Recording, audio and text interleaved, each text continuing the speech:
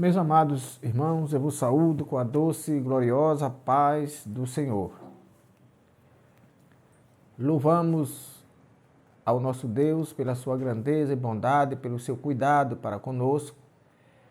E louvamos ainda por mais este encontro com você, colaborador da nossa causa, aliás, colaborador da causa de Deus. Estamos continuando neste trimestre, comentando as lições bíblicas da nossa escola bíblica dominical, terceiro trimestre, comentado pelo pastor Douglas Batista, cujo tema geral é a Igreja de Cristo e o Império do Mal. Como viver neste mundo dominado pelo espírito da Babilônia. Graças a Deus e a você que tem nos acompanhado, tem compartilhado os nossos vídeos, tem assistido, e assim certamente a causa de Deus, a obra de Deus tem se expandido. E faremos isso até que Ele volte para buscar a igreja. Lição 6, a de hoje, 6 de agosto de 2023. A desconstrução da masculinidade bíblica.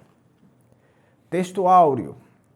E tomou o Senhor Deus o homem e pôs no jardim do Éden para o lavrar e o guardar. Gênesis capítulo 2, versículo 15. A verdade prática diz: o homem foi criado com qualidades que expressam virilidade, responsabilidade e liderança.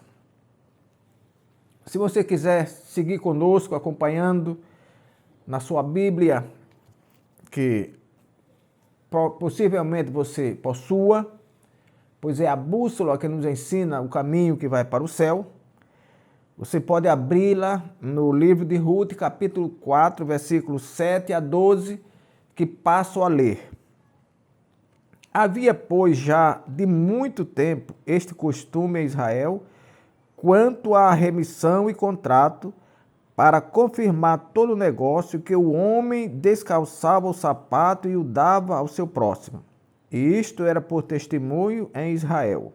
Disse, pois, o remidor a Boaz: toma-a para ti. E descalçou o sapato.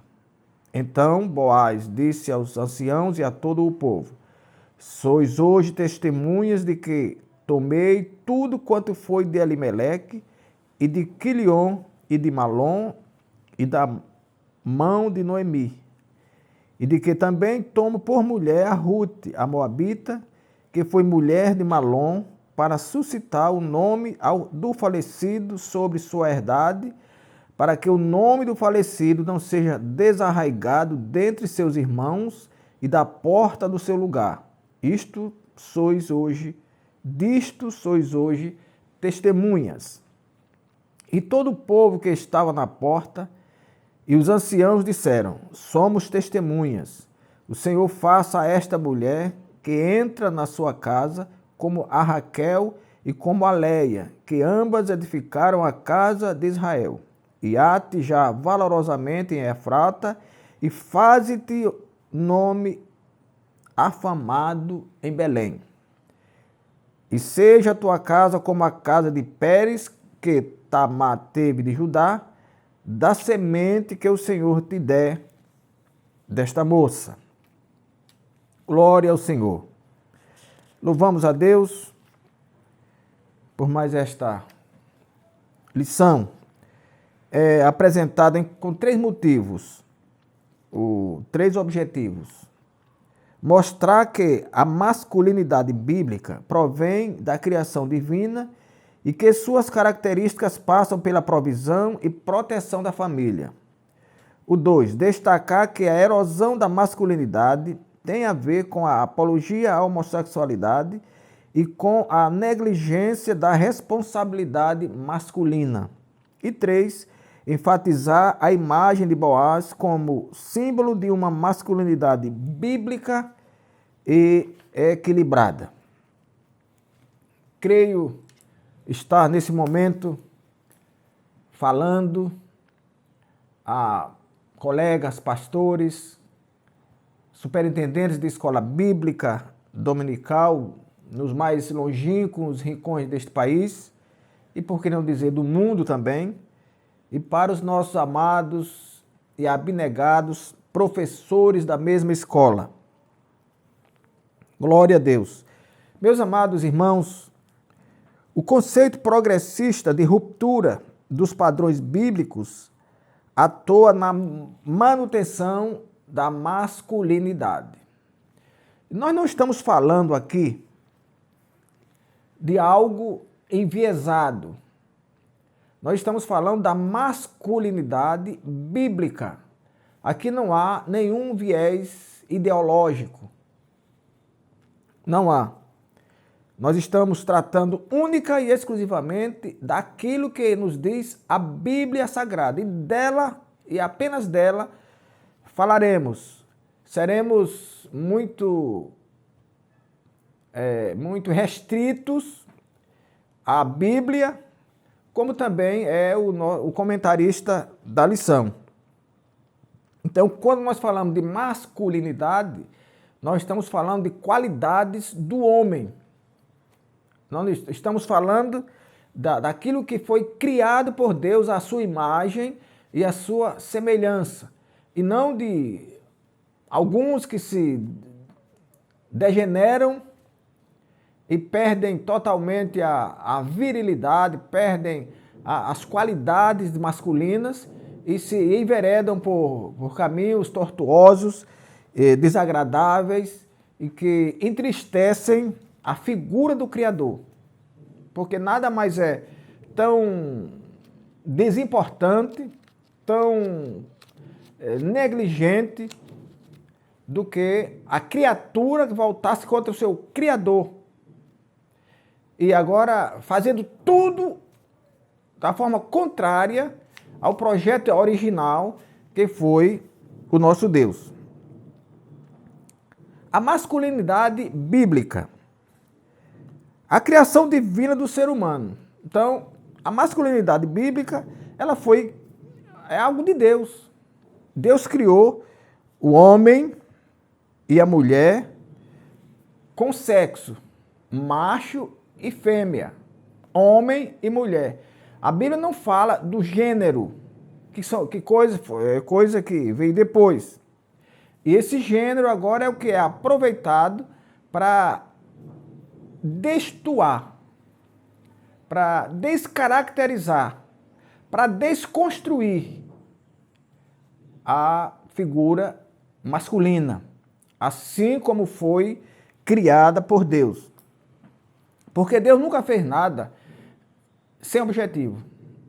Tudo que Deus fez tem algo fincado na sabedoria, no equilíbrio, na verdade. Então Deus criou o homem. A Bíblia diz que ele primeiro preparou o jardim, dotou de toda fruta alimentícia que desse para suprir as necessidades do casal, do homem primeiro, e coloca então ali o casal para cultivar e guardar o jardim. Então, Deus não colocou dois bonecos ali para ficarem olhando desorientadamente as coisas, aquilo que, ou admirando a criação de Deus. Não, eles ficaram ali para cultivar e para guardar. Isto é, no cultivo eles estavam desenvolvendo a provisão própria. Eles ficaram ali para prover a própria subsistência e também guardar a propriedade, que era algo de Deus que precisava ser guardado. Era esse o objetivo, eram esses os objetivos que Deus entregou nas mãos de Adão e Eva. E esses objetivos, essas marcas, essas características, essas atitudes são marcas da masculinidade. Ah, mas e a mulher pode fazer isso também? Pode. A mulher pode. Mas Deus entregou ao homem. Deus entregou ao homem. Deus, lá nós vamos ver na própria Bíblia que o homem é o cabeça da mulher, como Cristo é o cabeça da igreja. Os chamados progressistas, aqueles que detestam tudo que se chama Deus, eles dizem que isso é algo de machismo, é algo que denigre a figura da mulher. Em hipótese nenhuma, Deus não faria nada que viesse denegrir a imagem de quem quer que seja. Tudo que Deus faz é bem feito. A Bíblia diz que tudo que é bom, Tiago dizendo, tudo que é bom e tudo que é perfeito vem do céu, descendo do Pai das luzes, onde não há sombra de variação, onde não há mudança nem sombra de variação.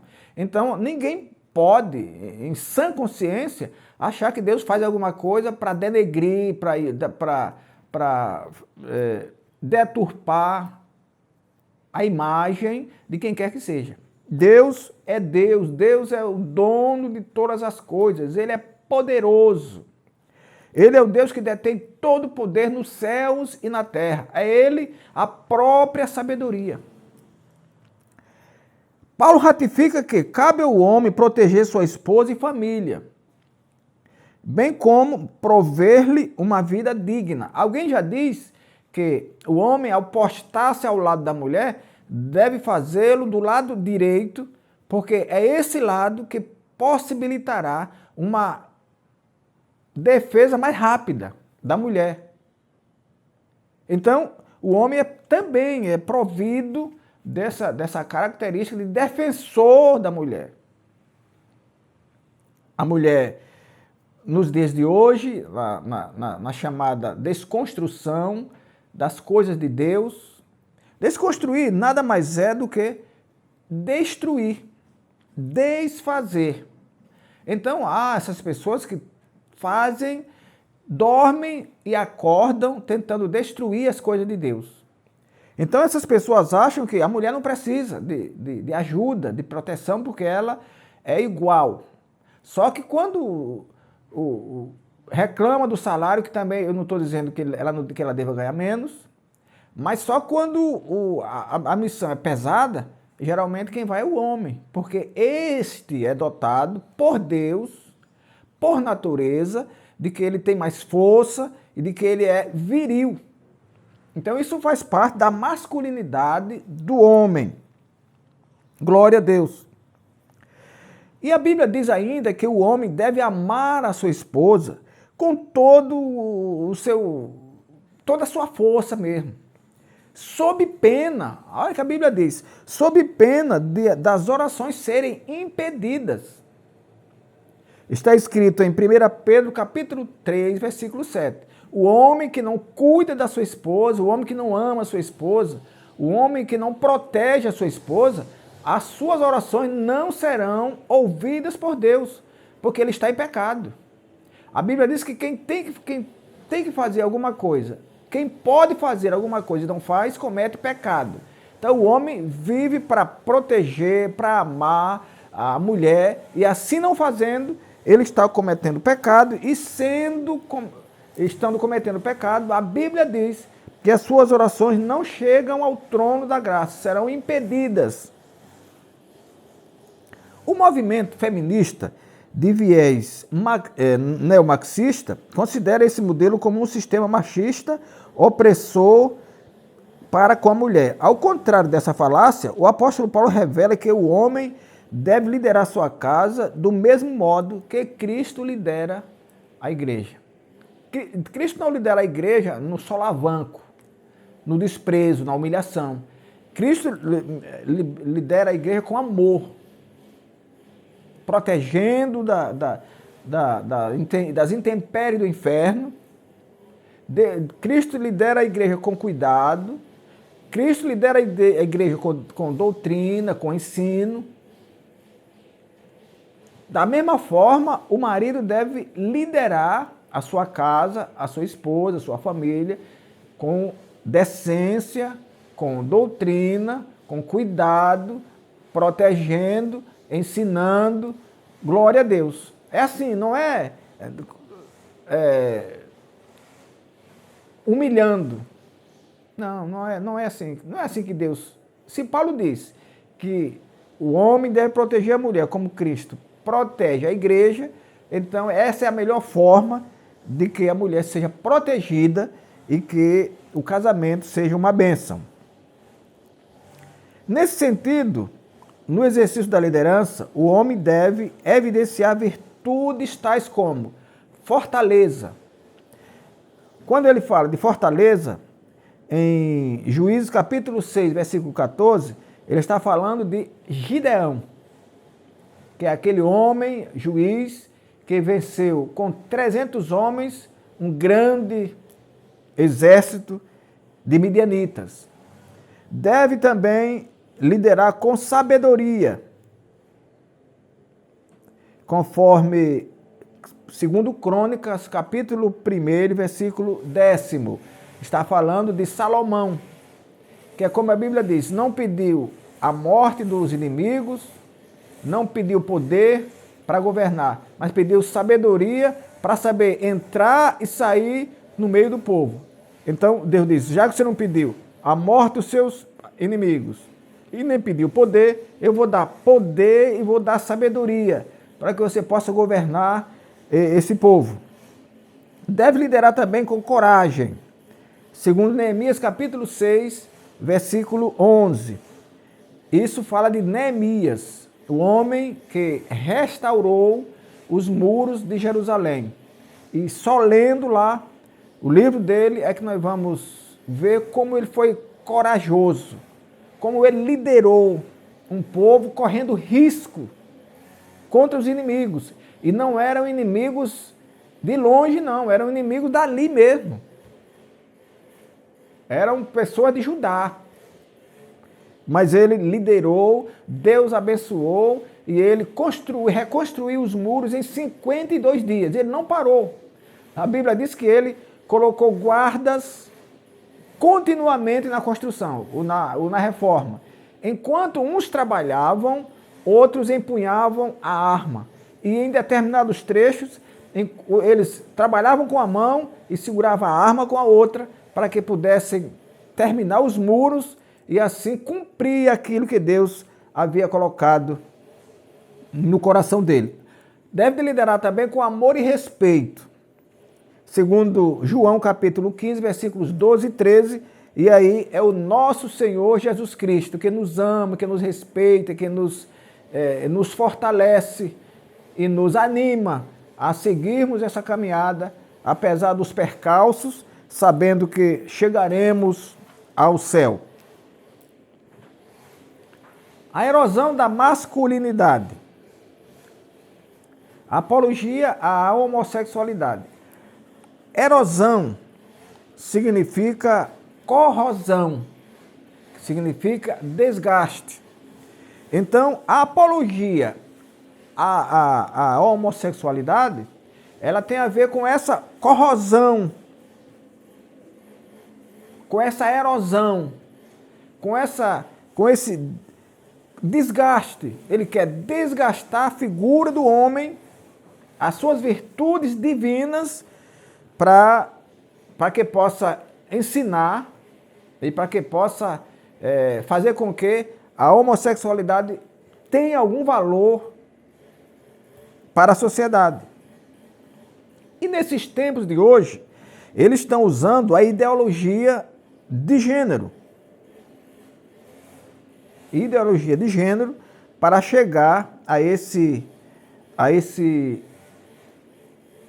local, a esse lugar terrível, nojento, diabólico, que é a legitimação da homossexualidade. Esse conceito ignora as características físicas do ser humano. Eles chegam ao ridículo. E aí eu me lembro novamente dos conselhos de Jesus Cristo, nosso Salvador. Guardai-vos do fermento do fariseu. Eles chegam ao ridículo de dizer que o menino ou a menina, que a criança, não nasce assexuada. Que elas vão escolher o sexo à medida que vão vivendo. Eles ignoram, ideologicamente e diabolicamente eles ignoram, que a mulher traz um órgão sexual diferente do homem. Mas eles desconhecem tudo isso e dizem que não.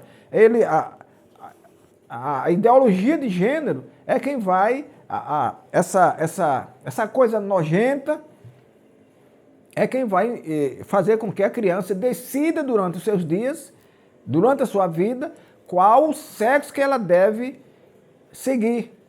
E aí já inventaram o tal do sexo indefinido. Imagina o quanto Deus está irado com esse povo.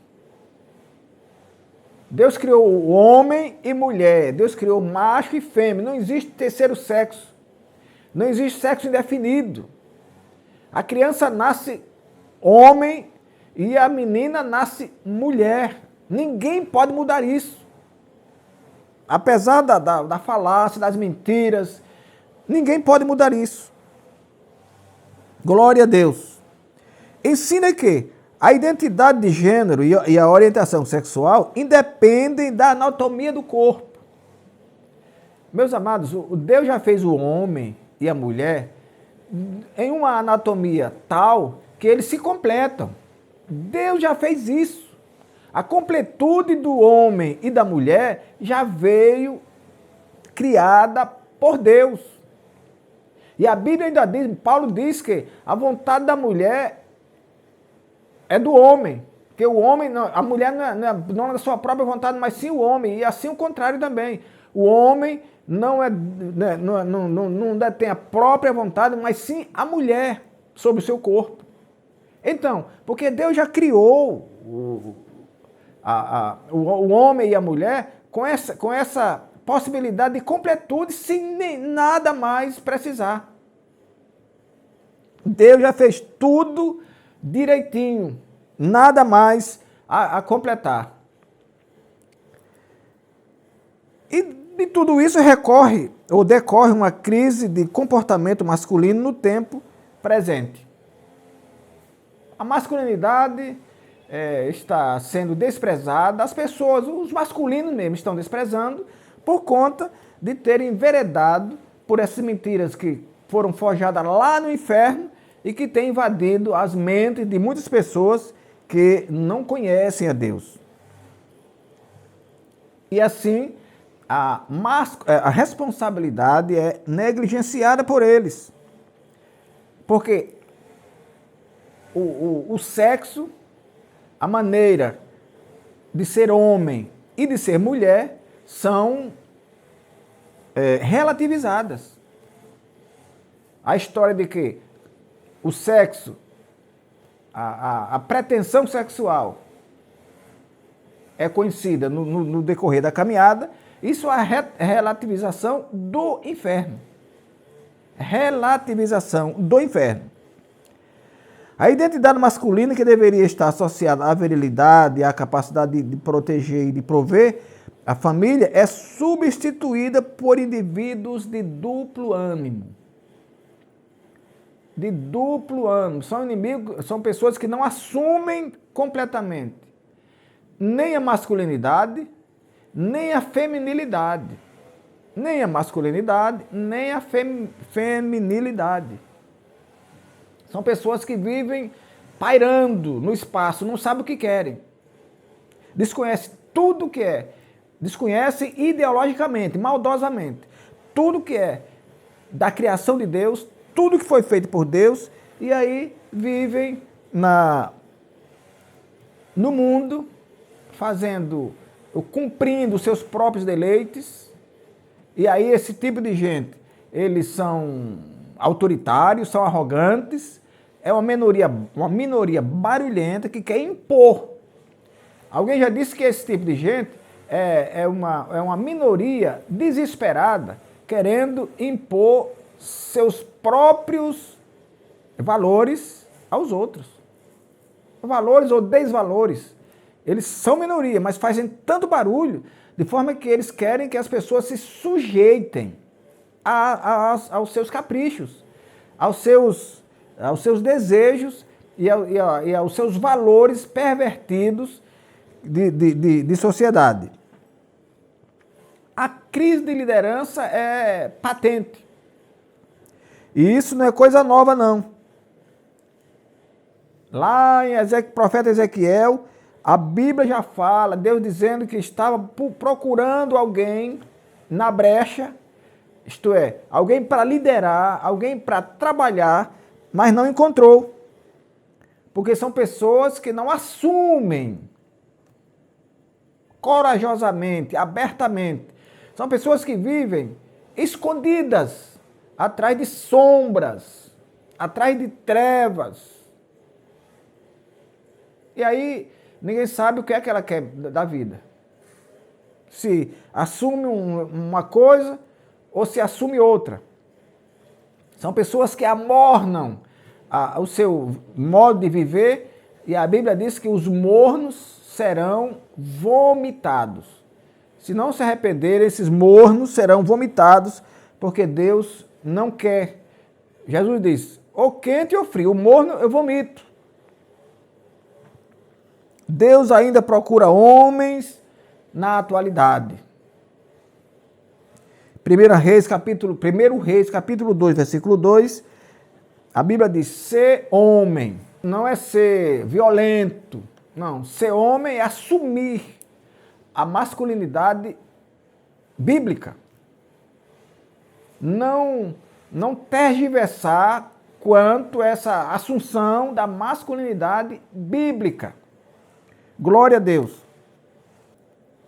Ao prometer resgatar Ruth, que é o modelo de responsabilidade, ao prometer resgatar Ruth e a herança de Elimeleque, Boaz estava ciente que o direito era de um parente mais próximo. Irmãos, essa história, eu quero contar aqui alguma coisa, que é tão bonita essa história, que vale a pena a gente voltar lá para o livro de Ruth. A Bíblia diz que tinha uma família formada por um homem chamado Elimeleque, uma mulher chamada Noemi, um moço chamado Malom e outro chamado Quilion. E havia fome lá em Judá. E essa família, de forma errada, deixou a sua terra lá em Judá, em Belém, e foi para peregrinar entre os moabitas. Essa família, Elimeleque, se esqueceu que a Bíblia diz, Deus disse que os moabitas não poderiam entrar na congregação de Israel. Mas eles saíram, perderam a fé, saíram por causa da fome lá de Belém e foram aos moabitas.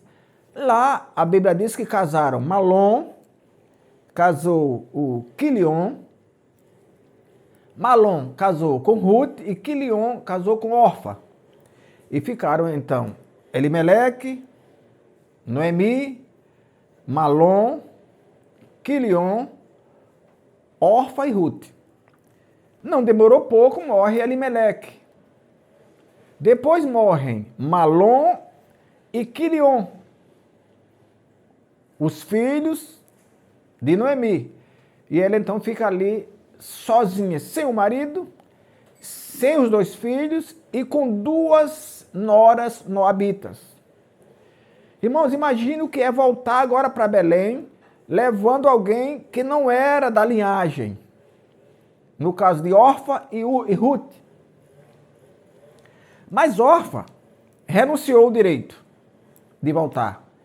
Ficou entre a família, mas Ruth não. Ruth insistiu e disse que não, ela seguiria com a sogra e que o povo dela agora, ela entendeu que os moabitas, que eram politeístas, que não adoravam ao Deus do céu, ela entendeu as mensagens e os ensinos de Noemi.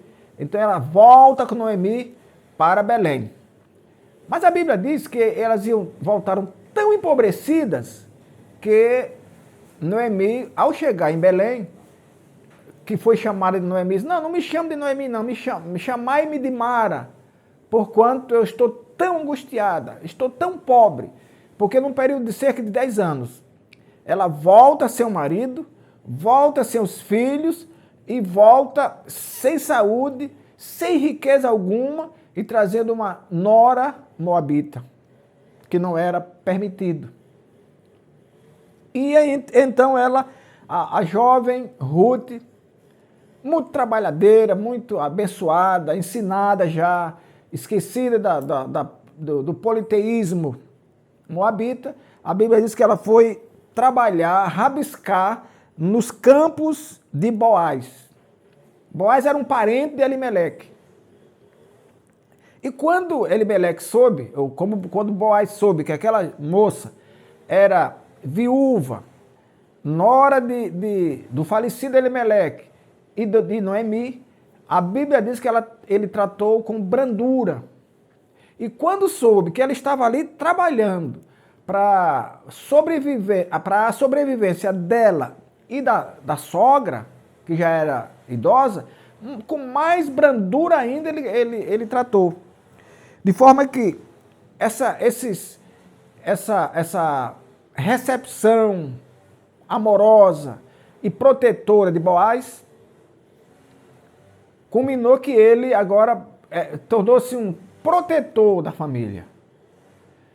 Certo que alguém que chega de longe, chega de fora, desconhecido, trabalhando entre pessoas desconhecidas, corria perigo, mas a Bíblia diz que Boaz recomendou a todos que não tocassem em Ruth.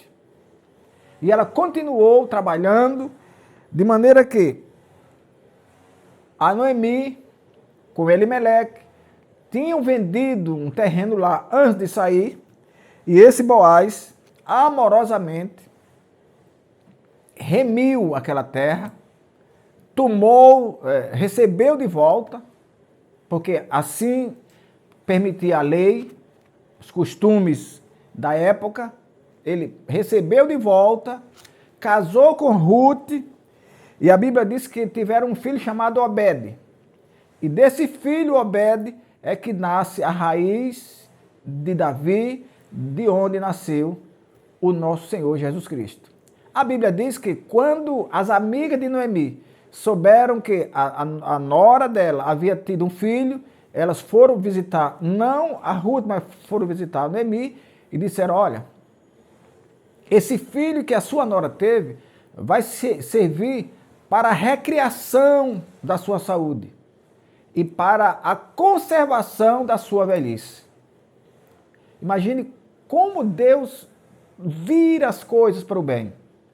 Mas tudo isso por causa desse exemplo de masculinidade, esse exemplo de masculinidade bíblica, sobretudo, desse moço chamado Boaz, que agora ele resgata tudo para que o nome do Malom não fosse desarraigado da terra, e agora casa com a viúva dele, ele dá um filho, e essa Ruth, meus amados irmãos, junto com Raabe, são as duas únicas mulheres que aparecem na genealogia do Senhor. Raabe e Ruth. Raabe é aquela que deu proteção aos espias lá de Jericó. E Ruth é essa jovem que nós tratamos aqui, que veio de Moabe, que entrou em Belém e fez-se progenitora do nosso Senhor Jesus Cristo. Que o Senhor nosso Deus nos abençoe e nos guarde e até o nosso próximo encontro. Inclinai os vossos ouvidos e vinde a mim, ouvi e a vossa alma viverá.